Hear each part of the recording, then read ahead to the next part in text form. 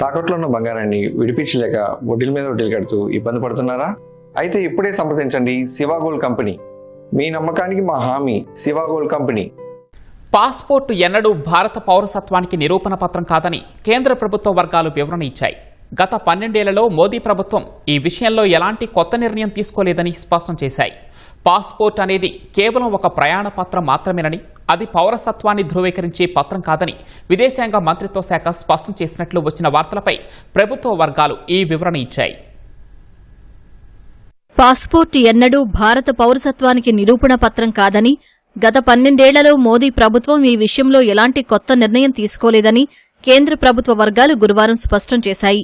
Passport అనేది కేవలం ఒక ప్రయాణ పత్రం మాత్రమేనని, అది పౌరసత్వాన్ని ధృవీకరించే పత్రం కాదని విదేశాంగ మంత్రిత్వ శాఖ స్పష్టం చేసినట్లు వచ్చిన నివేదికలపై ప్రభుత్వ వర్గాలు ఈ వివరణ ఇచ్చాయి.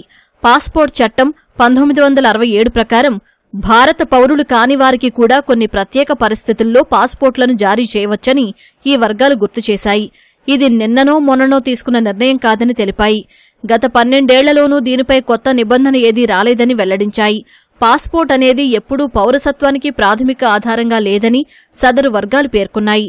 2013లో బాంబే హైకోర్టు ఇచ్చిన తీర్పులు కూడా ఇదే విషయాన్ని స్పష్టం చేశాయని వెల్లడించాయి.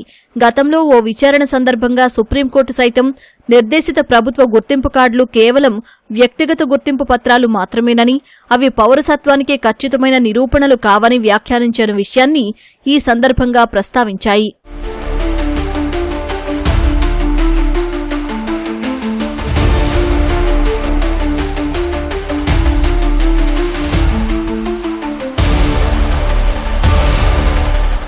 మరోవైపు ఈ అంశంపై రాజకీయంగా తీవ్ర విమర్శలు వ్యక్తమవుతున్నాయి. తృణమూల్ కాంగ్రెస్ నేత మహువా మొయిత్రా ఎక్స్ వేదికగా స్పందిస్తూ కేంద్ర ప్రభుత్వంపై విమర్శలు గుప్పించారు. రాజ్యసభ ఎంపీ కపిల్ సిబల్ కూడా పాస్పోర్టు కాకపోతే మరి పౌరసత్వానికి నిరూపణ పత్రం ఏది అని ప్రశ్నించారు. ప్రముఖ గేయ రచయిత జావేద్ అఖ్తర్ విదేశాంగ శాఖ వివరణను అసంబద్ధమైనదిగా అభివర్ణించారు.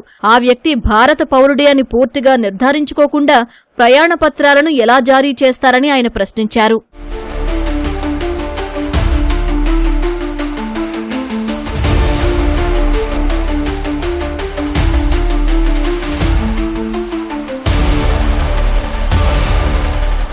గతంలో ప్రెస్ ఇన్ఫర్మేషన్ బ్యూరో జారీ చేసిన వివరణ ప్రకారం పుట్టిన తేదీ, పుట్టిన స్థలానికి సంబంధించిన పత్రాల ద్వారా పౌరసత్వాన్ని నిరూపించుకోవచ్చని, అయితే వీటికి సంబంధించి ఏ పత్రాలను అంగీకరించాలనే దానిపై ఇంకా తుది నిర్ణయం తీసుకోవాల్సి ఉందని పేర్కొంది. భారతదేశంలో పౌరసత్వ చట్టం 1955, పౌరసత్వ నియమాలు 2009 ఆధారంగా పౌరసత్వాన్ని 5 పద్ధతుల్లో అంటే పుట్టుక ద్వారా, వంశపారంపర్యంగా, రిజిస్ట్రేషన్ ద్వారా, సహజీకరణ ద్వారా, భూభాగాల విలీనం ద్వారా పొందేందుకు వీలుంది.